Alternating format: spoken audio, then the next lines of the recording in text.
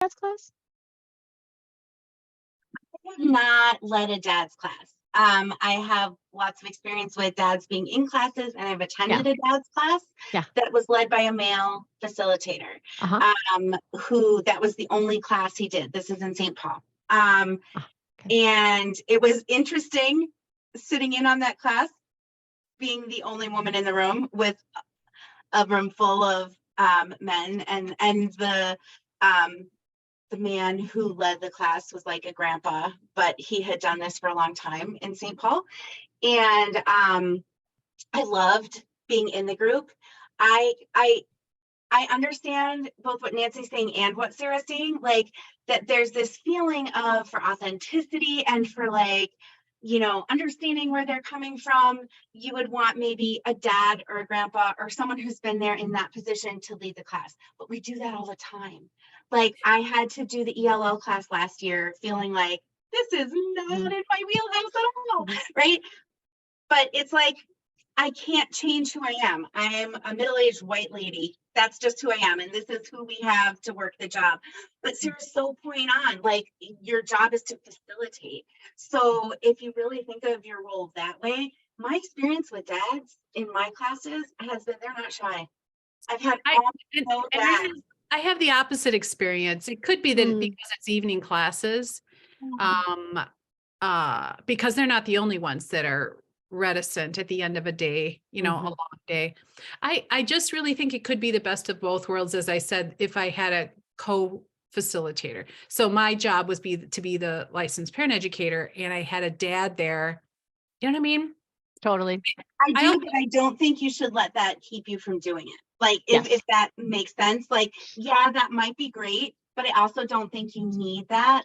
And I think you might find that the dynamic changed in terms of if the dads you have in your class right now are a little less outspoken.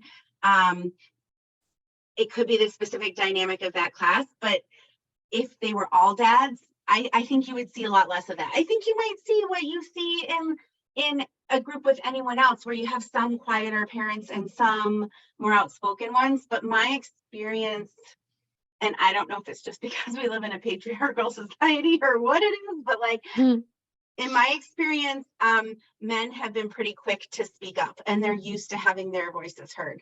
The difference might be in the realm of parenting, feeling like they're less in that role than they're used to being. And so, but if it's a group of all dads, that I don't see that holding them back. See, but then we're saying the same thing, that, that what might hold them back is having, half the class be moms.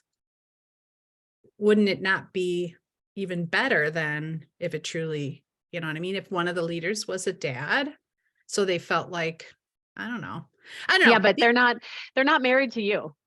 Yeah. Like they don't have to edit themselves, to be like toe the party line at the table with you. Like one of the things I think, my experiences in subbing for that class was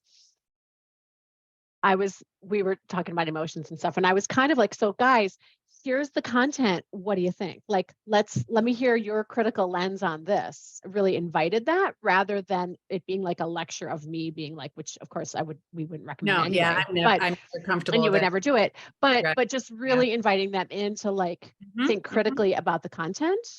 Also, in that class, I showed Dan Siegel's video. I hadn't planned to, but I did because we were talking about brain development and emotions and stuff. Yeah. And I'm thinking, representation matters. Like there are lots of people who are smart about parenting who are men, and smart about child development who are men, who you could also pull in. I'm thinking about like the Harvard Center for the Developing Child. Like a lot of those videos are sort of male narrated, I think, or anyway. I hear what you're saying. I like so like it that way. Yep. Yeah, you could that would be a nonverbal way, a non-explicit way of just being like signaling like men do this too. Men are smart about this too. Yeah. I wonder too about the dad's own familiarity with each other, because I've facilitated focus groups with dads, and and also like groups of dads in ECFE.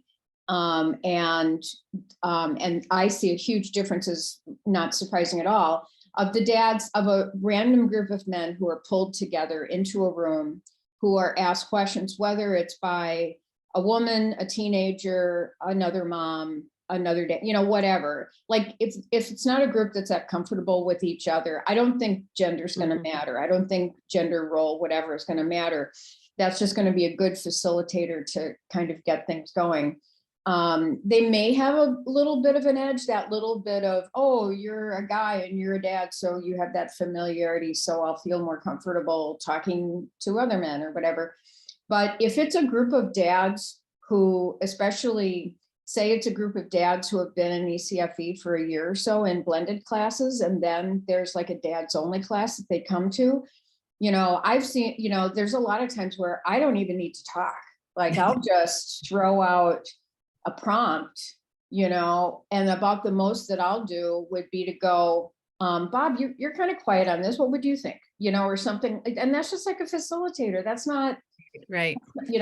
And Right. and then also I think the role of quote unquote like content expertise, that if your role for these dads is to answer sort of the developmental questions, like Sarah was saying, doing stuff on brain development or whatever, again, that doesn't, I think it's maybe the male / father experience where I've really seen dads take off is when they talk about mothers, right? Where it's like, it's a mother's world and all the world expects that mothers are doing whatever. And I can be a good caregiver and or whatever. And, but anyway, I do think that familiarity among the group may make a big difference. Yeah. One of the things it's interesting you say that, because one of the things I encounter often in my evening classes, because those are my mixed gender ones. The morning one, we've had dads come, but it typically is moms. But anyway, the evening classes, because I'm in such a small area, as the weeks go on, I'm finding out, sometimes accidentally, sometimes they share it with me, oh, that's actually my cousin's husband, and that one works with me, and that one is, there's like 3 people from my neighborhood, and I only see him at class, that kind of stuff. It's such a small area, everybody already does know each other, except me, because I don't live in their district. I live in a neighboring district. So it's funny how I see what you're saying though, about comfort and safety building over time for a group. I believe in that in group work, but I also encounter this other then where it's almost, but they know me. And so anything I say gets kind of, even though we talk about confidentiality and stuff, but anyway, so it's interesting. I'd actually call that out and just have the conversation about that, I do if I'm aware of it, aware of it, but sometimes I'm not until. Yeah. And have you talked to them about the gender difference? Like, does it matter to you guys if I'm, or to them about my gender? Yeah. No, I haven't. I have talked with them about gender makeup of their groups. Yeah.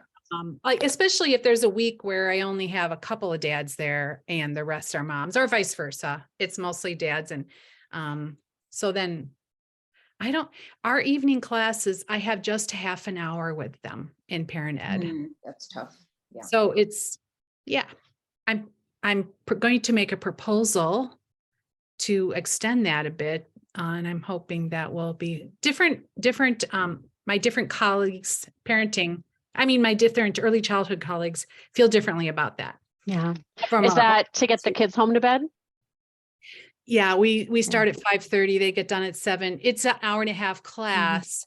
And traditionally a half an hour is parent-child time.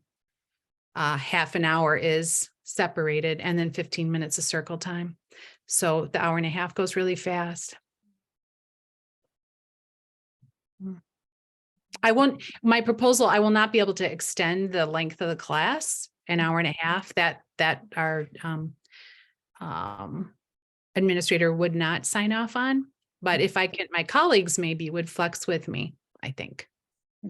our classes, regardless of length, and I've got classes that are different lengths, are 50-50 parent-child interaction and separation. So if my evening classes are also an hour and a half, it's 45 minutes and 45 minutes. Mhm. So the circle time gets included with parent-child interaction time. That's part of parent-child interaction. Mhm. I would really struggle to have less than 45 minutes. I struggle a little bit with my 45 minutes. So half an hour feels like you barely have a chance to warm up and start thinking about a topic before it's time to wrap up and go get the kids. Totally. Just checking in with everyone. Yeah, that takes Totally. 20 minutes. So okay, we've got 10 minutes to hit some I know- content maybe. I know we're kind of an exception, and it's historical. So we've had some staff changes, some that retired and some that have come in. So I think some of the younger staff might be willing to work with me about that. Yeah, so it's a goal. Thanks for your input, everybody. Yeah, that's Yeah. it's a really great topic. Like I said, that's why I wanted to start the recording, because I think other people would really be interested and benefit from the discussion.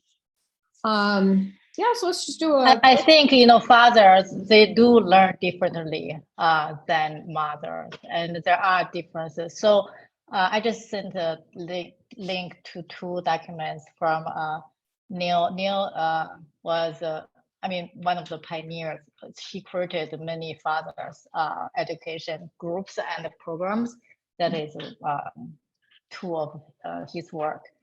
So, and I feel like, I agree with Becca. Said you do not have to limit it by, oh, you are female and you cannot lead the fathers group by yourself. Mary Kay has been leading fathers group for more than 20 years by herself. Mm-hmm. So as long as how fathers learn, and just like Sarah initiated the conversation and opens the door for them to debate. So one of the ways they like to learn is through debating. So they're not arguing, they're just debating. That is the way men likes to learn, through. So yeah, that's this is very good topic. Thank you.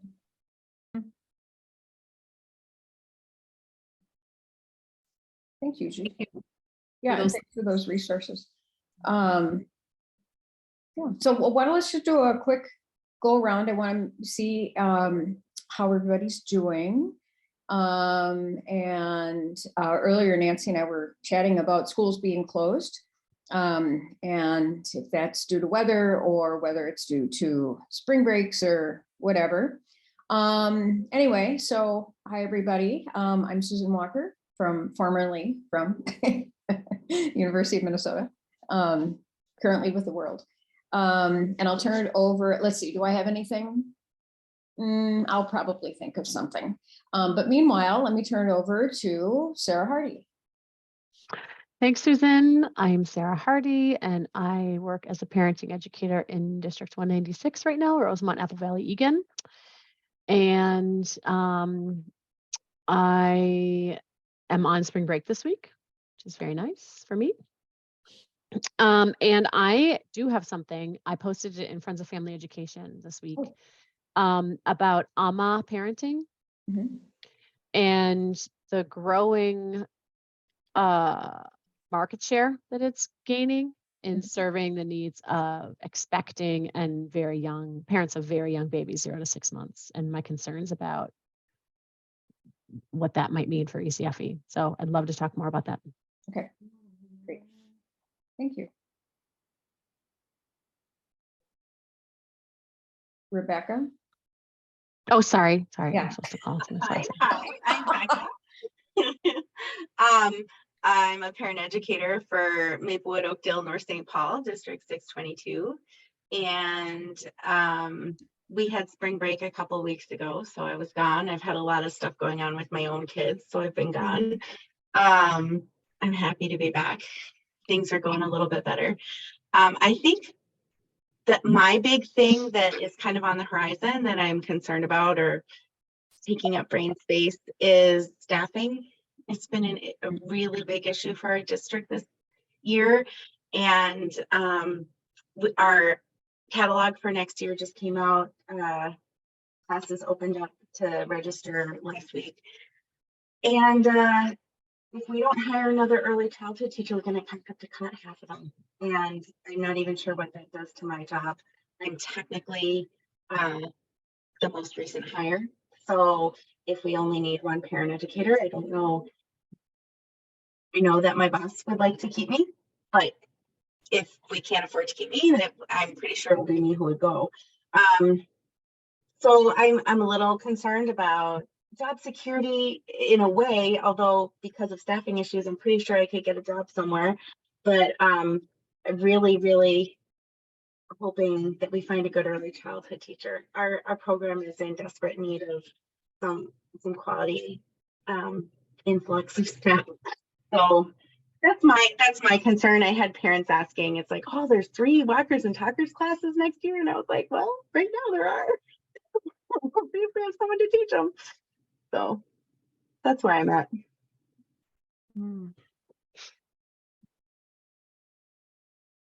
Nancy, you want to go next? Oh, sure. I'm Nancy Trahey. I'm a parenting educator for District 745 Albany area schools. It includes Avon and some other little towns. And I think we pretty much already talked about some of the things that were on my mind. Thanks, everyone. And Yuji, sorry. Thank you, Nancy. My name is Yuji. I work for a nonprofit Family Kind, and it is based in New York. And I'm developing, the connections in Montana too. So actually, I'm excited. We are preparing to launch a new program in September. This will start with virtual parent education, and I have a vision to build this as a ECFE model, especially for the families with children 0 to 6 maybe, and using ECFE model. Even though it's virtual, I still want to try this 2-generational approach. And for school age, I think maybe only for parents only. I mean, Becca, well, I know, there are so many opportunities, so many places need parent educators. And if you are interested to take some kind of part teaching, and wow, I would be thrilled. Wow, that would be awesome. You sound amazing. Yeah, and you have a chance to try with any group. We will have 0 to 5 with detail, and also 6 to 12 and 13 to 18. So you have more choices. I'm all about expanding parent ed to include beyond early childhood, even though I love early childhood. All parents need education and support. So the whole gamut. Yeah, so any gosh, I just want to hear any insight or any suggestion you have for me to at this stage. Right now we are in the program planning, but the March is program planning, and also we are starting parent educator recruiting. So that is, that's, anything, any information, and welcome. Thank you so much. Yuji, I'm just on the website for Family Kind. It looks really interesting.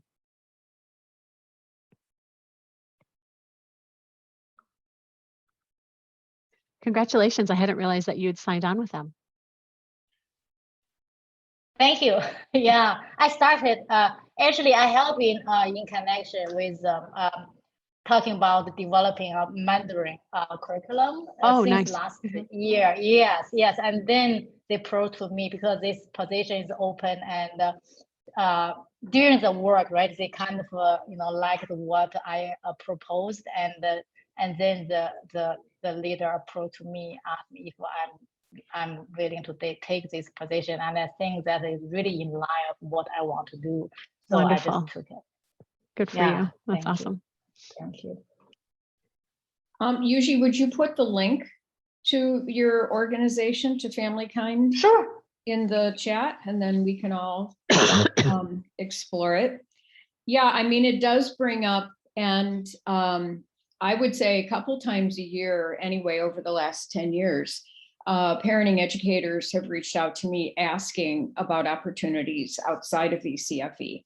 And sometimes it's because where they live, there aren't any parenting educator positions, and they don't want to move to the northern part of the state or wherever.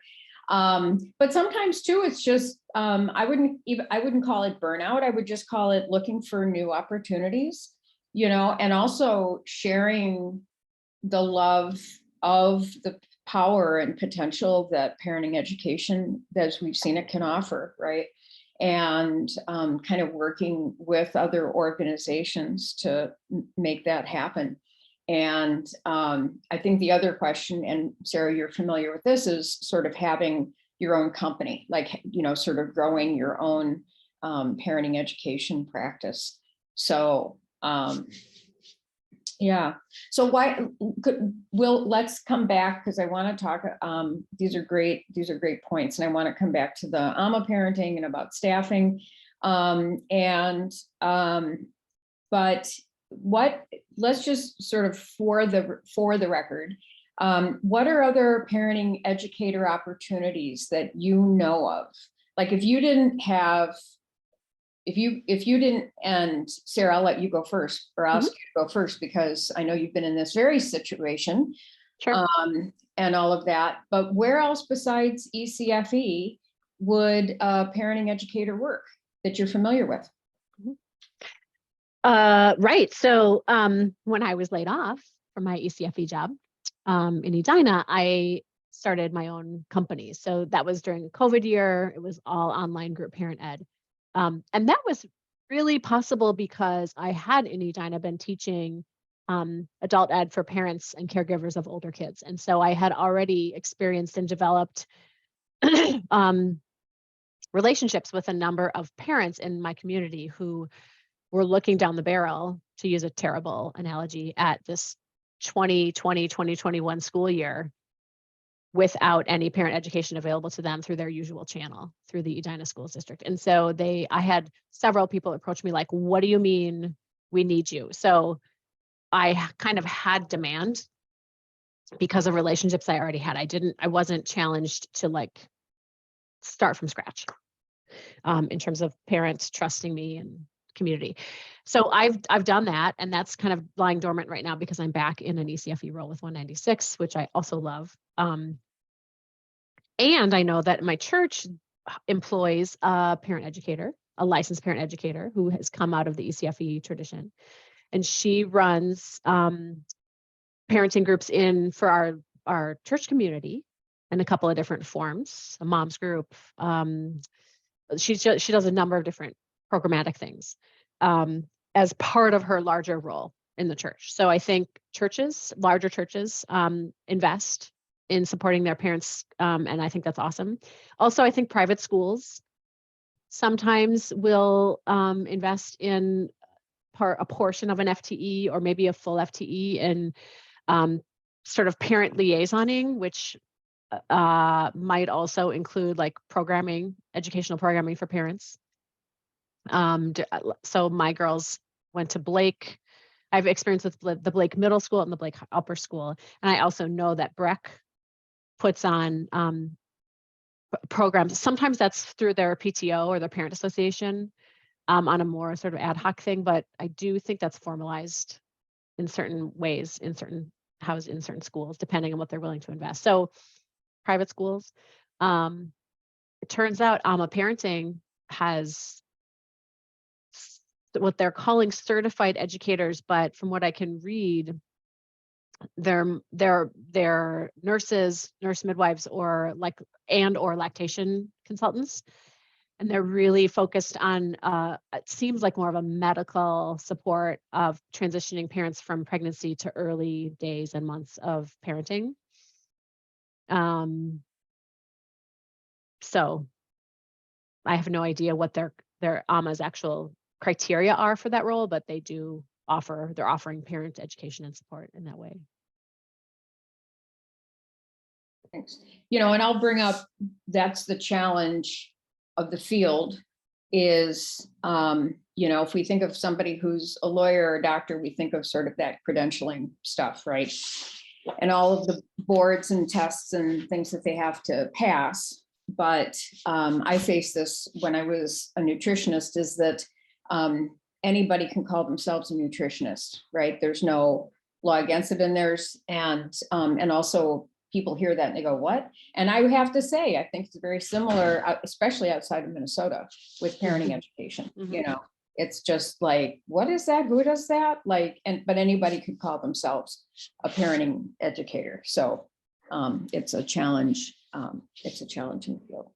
But, yeah, thanks. Other sort of non-ECFE parenting education positions that you're familiar with? So recently, I held this, in a connection with court. So like a family court and treatment court, they need parent education.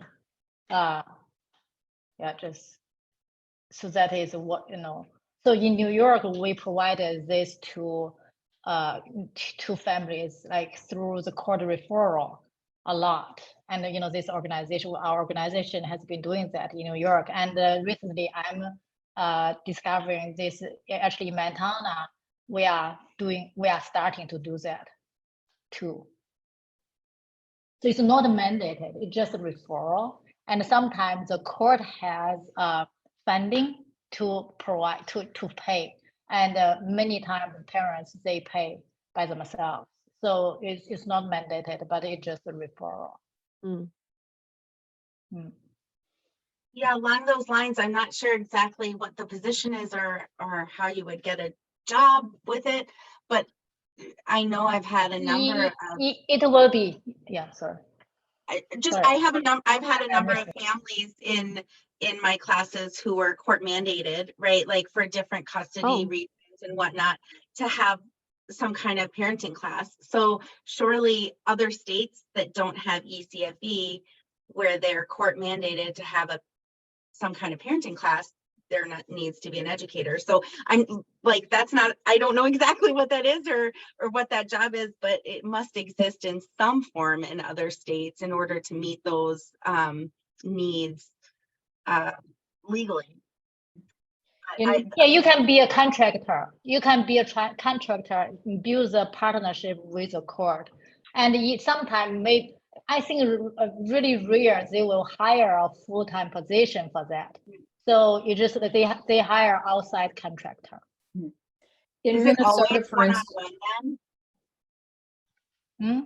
Is it always one-on-one then? If it's like a contract thing? No, not necessarily. Yeah. So no, you can give them ideas. They do not know actually. They don't.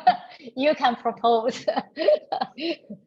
I just obviously think there's so much benefit to a group. Like obviously there's a place for one-on-one work, but there's so much benefit to a group. And prison, like, I know, Glenn, right? Glenn Pong, you guys know him. So he has been teaching the fathers in prison over 25 years now. So, prison, there's a huge need for fathers and mothers. Yeah, I'm just writing. So in Minnesota, a lot of the court mandated parent education that I'm familiar with, they do refer out to contractors, and there are there are curriculum models that have been developed and tested and stuff like that. And so Cooperative Extension in Minnesota, through their family development program area, I think it's called. Anyway, so they have the Parents Forever, and it's an online program. And so I think the hook is that the courts mandate it, and then the courts have a list of places that they refer out to. And then, this is one of them. And so now we get into the challenge of, so there's a lot of people who do parent education who are quote unquote parent educators who are trained in a particular curriculum, right? And So outside of Minnesota, a lot of the parenting educators I'm familiar with are trained in the STEP curriculum or active parenting, or, you know, and in this case, like Parents Forever or the court mandated kind of stuff. And so it's a very clear curriculum. You're trained on the content, you're trained on the delivery, you're given the, you know, the facilitation skills, training and that sort of thing. But it's basically a script, right? And then you have various activities that you do and stuff like that. And parents come in, parents leave, you know, they've gotten their hours, their credits, whatever, and then they can check off the box. And it's a moneymaker, right? It's a moneymaker for whoever sponsors it.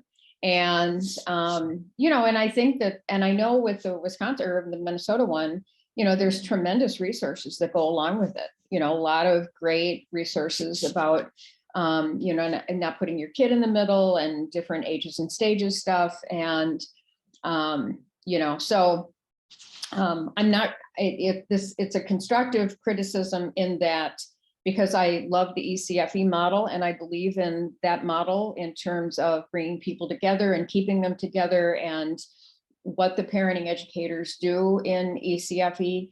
It's a general criticism I have generally about sort of canned programs that basically train people to deliver the programs. Some of them are incredibly talented, you know, and would make fabulous ECFE educators, right? But it's in a very limited form. So, but outside of Minnesota and within Minnesota, right, you'd also see some nonprofits, say through the United Way and stuff like that, that there will be, I mean, so outside of ECFE, the reality for a lot of parenting education is that if you have a program, a budget of whatever, and they go, parents really need parenting education in this program or whatever, right? And so we have grant money to offer this program to support families. But if you're going to offer it, it has to be an evidence-based model, because we will give you the contract, but we want to make sure that what you're doing is like good stuff, that you're, you know, and that you don't have an agenda, and whatever your outcomes are around, you know, helping families stay together, or whether it's like conduct disorder prevention for children, or, you know, whatever, family engagement in schools, you know, we want you to show us that you have this model that works, right?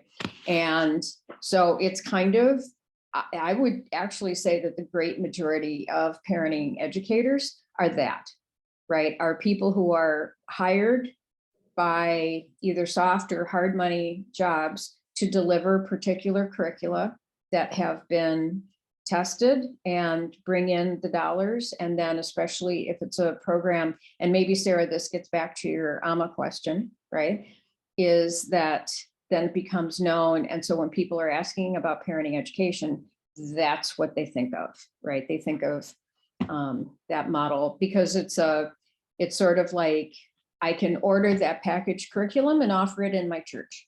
I can offer that to the parents in my private school. I can offer it to, you know, the parents of the Girl Scout troop, whatever, right?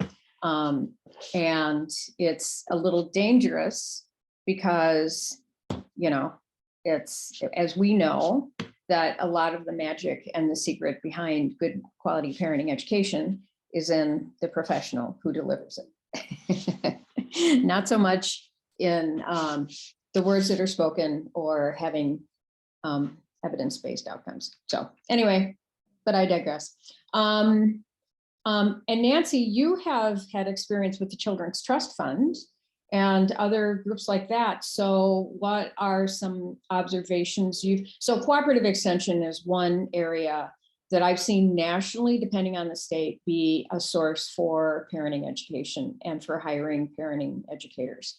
So back to you, Nancy. So how about you? Are there additional places that you've seen parenting educators hired?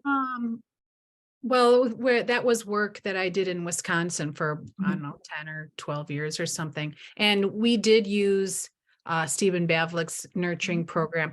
We did, you know, when the Children's Trust Fund was setting up these family resource centers around the state, they didn't have an option like you have here in Minnesota. Like I said, that week I talked about that. We were jealous of what was available here to be so broadly available to families. It was very similar in that it was available to anyone. You didn't have to be court ordered, but if you were court ordered and wanted to go with your family to the, I think they were 16 weeks, you could. And it was a very rich curriculum. It had a children's curriculum. It was through 12 years. We did because there's a nurturing program for parents who are, Spanish speaking. There was one for parents who were teenagers. There was a different one for parents who were, I think there was one for fostering parents, but I'm not sure I remember that. Anyway, there were a lot of different versions. And my co-facilitator happened to be a school social worker, and my background was in education. I was trained as a high school social studies teacher. So, I felt really good about what we were doing with that class. The families didn't want it to end, at the end of their 16 weeks, and we allowed them to sign up for another class if there was space. I don't think it was a moneymaker for us, though. And probably because the organization that was offering it was a Children's Trust Fund Family Resource Center in a community. It was very grassroots. Oh my gosh. To somebody who grew up in the 60s and 70s, it felt very much like my hippy dippy days. So, it was just, it was really cool. And I had 2 hours with parents there. You can imagine coming to Minnesota, being told I have a half an hour was like, what? So anyway, but I really didn't ever dip my toes into what else was happening. Like, did the local hospital have somebody who, I think they have their hospital social workers that they use in many of those ways. I know there are growing fields in hospital-based stuff. But I really don't have any. I think the ones you've mentioned are all the ones that came to mind for me. I know that the jail and prison one is a big need. And I can imagine that could be, I have a peer here in the area who used to work with us in Albany as an early childhood educator, who got her parent educating license, was laid off by our district, and then is doing, or at least last I heard, she was doing classes with the jails and loving it. She just loves it. I'm scared for her. I don't know why. I've never done it. Why would I be scared for her? But she loves it. And I think she probably works with dads. I was also thinking of nonprofits that have really specific content area and an outreach piece of whatever they do. So like Family Tree Clinic, which is all about sexual health and stuff. They have amazing educators who will like come to an ECFE class or to a church or to, to work with parents. And I think right along Susan's thinking, like, really the people who they have trained are fantastic. So they are really good at what they do. And it's more the delivery than it is the specific curriculum. Every time I've had a Family Tree Clinic person come, it's been a slightly different thing. It's very based on the group and facilitating. So they do a really good job, but that's like one aspect of parenting, right? Like it's just this very specific piece of it. And I'm guessing that there are other organizations out there who have different ones who have an outreach piece that would involve parent ed. Yeah, Becca, you are making me think of Way to Grow, and I just put it in the link here. It's a really wonderful organization in Minneapolis that has a pretty specific focus on at-risk or higher risk families, and they have parent support woven into there. It's very much like it's a really rich, multifaceted network of services for families, including really relationship-based parenting support and education in multiple languages, just really tailored to, but it definitely, speaking of like role boundaries, like I think there's a lot of social work that goes into that, and there's like a lot of thing. It's a much more complex, I think, role that organizations does to meet the needs of families. As you're talking, I'm thinking, a criticism we've had, again, constructive, about the parent ed program is that our focus has been more on methods and less on content.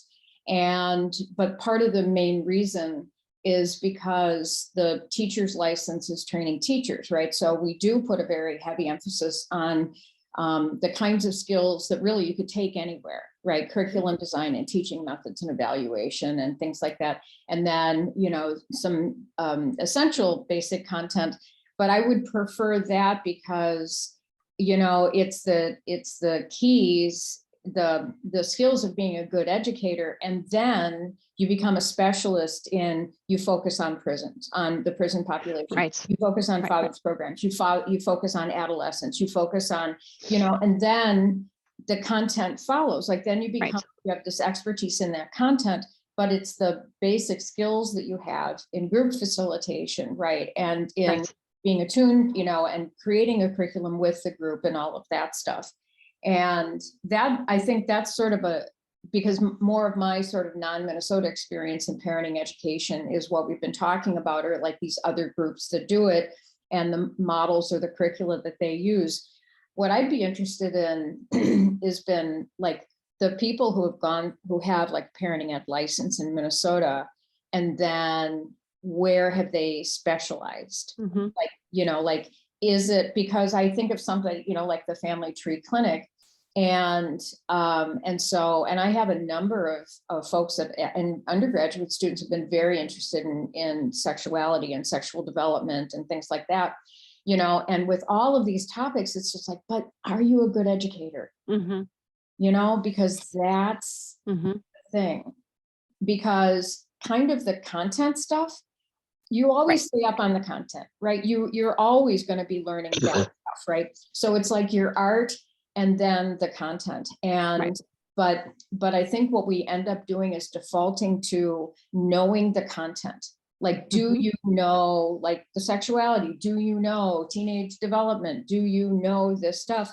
And that's who becomes an educator, or that's who's hired to be an educator, as opposed to, do you have the skills as an educator? Because we can teach you the content, because the content's going to continue to change, right? We just did. And that's part of what you do as a professional, is you stay on top of your content area and you continue, to learn. But I guess, that's kind of more I wouldn't say my fear, but what I've experienced is, and why I have so much value for you all, right, is because you're all such skilled educators that I could take you anywhere. Like I could put you in a prison. I could put, yes, with some content training. Yeah. And your comfort level, but if any of you said, what I'd really like to do is to work with mothers who are in a domestic or an intimate partner violence shelter, it's just like, you absolutely can, right? Because you have the basic skills. I would much sorry, I got on a soapbox. I would much rather that than someone, and maybe this is too my experience in academia, or people who I have a PhD in, right, adolescent development. And it's just like, yeah, but I don't know that makes you a good teacher. Right. It kind of reminds me of the whole reasoning behind, as someone who went to a very liberal arts college for undergrad, like the reasoning behind liberal arts education is like, it's not to teach you a specific skill, like, because it's to teach you how to learn, like, or how to have a passion for learning and to have this broad base and prepare you for whatever specific thing, versus something that's more vocational or focused on something really specific. That's been my bent all along, to focus on the art part, and then Yes. hope hopefully the details will come later with the specifics I need to teach. So I'm sorry to interrupt that. I see our time's getting short and I'm afraid it's gonna end before I get a chance to ask this. So my computer won't open the waytogrow.org. It's Oh. giving me a security warning. There. Is the name of it Way to Grow? So I'll try again. I just Google way to grow. Yeah. Okay, Just okay, Google I'll- way to grow Minneapolis is what I would say. Oh, Yep. Minneapolis. Okay, I will try that. And then I'm not familiar with Amma parenting. That hasn't Oh, entered my school district. Maybe it's in St. Cloud, but not for me. So tell me it's just not a in little St. bit Cloud. about that. Are you on Friends of Family Education, Nancy? Yeah. Okay. yeah. So there's a pretty robust, at least a start of a conversation there about Okay. this. So I will look at that. it's, Thank you. check out my post about it. Basically, like I said, they're prenatal to parents of 6 months old, kind of transitioning into parenting. Mhm. They provide a lot of parenting education. That's like a single topic lecture. Sounds like many hospitals in the metro have outsourced all of their prenatal classes to Amma, which the problem with that is that is how people used to learn about ECFE. Yes. And they don't through let this us early- go there anymore. Right. Not our So hospital. it's kind of has the potential to seriously cut ECFE off at the knees, particularly from that particular slice of clientele that can pay out of pocket for like a more premier or kind of special feeling parenting support. And I know it's based in Edina, and I know that my former boss, who is still the coordinator of Edina, was in conversation with Amma about sort of partnering with them to help Amma understand the value of like sending people to our program ECFE after they graduated out of Amma's programming. But I don't see any sign on the Amma website that even on their list of resources, like ECFE isn't listed. I have no faith that Amma is doing anything like sending people to ECFE after they graduate. In fact, Amma is only growing in the metro. So now they have 4 bricks and mortar locations, and they are pushing into hospitals for all the prenatal labor and delivery education, like all of that content. So they have access to all of these parents who Amma parenting. It's you're going to have to Google it, UG, Amma parenting. They have access to all these parents. So I think about how I learned about ECFE. I was a new mom in the hospital, and my parenting educator, woman who became my educator, came and said, "Hey, there's this new parent connection in St. Paul, 6 weeks free. Come the first time you're able, and then you get 6 weeks from there." And that's not happening anymore, as far as I can tell. And I have a concern about what that means for a pipeline. And I just don't know the answer to the question. So that's why I put it out there. Yeah. I think it's reasonable, Sarah, too, because I need to dig into Amma's like corporate model and in terms of, and because my experience with corporations is they're more likely to grow bigger from within. And so if our population stops at, what did you say, 6 months? Like prenatal to 6 months, right? Is like, what's going to stop them to go, because then someone's going to go, I wish this continued because I have a 12-month-old or I have an 18-month-old, right? And so rather than referring out, of course, if the business model is to make money, then they're just going to just expand. Well, they haven't solved for early childhood education because they are only doing non-separating classes. So they haven't solved for that. So they don't directly threaten ECFE from parents of 6 months older, but they are forming meaningful experiences, curating 6-week new moms and 3-week new dads classes that are very powerful experiences for those parents, and the loyalty and all of the devotion then is to that group. And then they kind of just bounce off and stay a group and support each other. But they don't go to ECFE. I have no idea what they do. Well, I mean, the one thing, I'm sorry, go ahead, Becca.